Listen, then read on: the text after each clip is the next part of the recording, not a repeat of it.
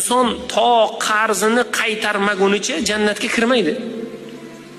O'tgan juma amr ma'ruf soatlarida aytdik.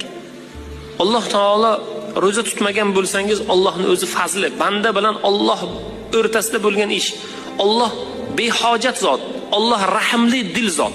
Kechirib yuborishligi mumkin.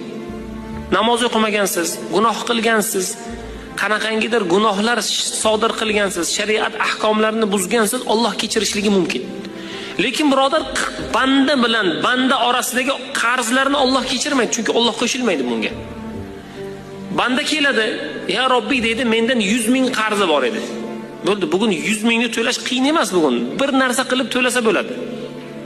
Yoki men qarzdorman birodar, bir qismini kech, bir qismiga harakat qilaman desangiz, yarmini kechib yuboradi, yo umuman hammasini kechib yuboradi. Lekin qiyomatda bo'lganda, "Ya Robbiy, mendan 100 ming qarz bor edi. Endi 100 mingta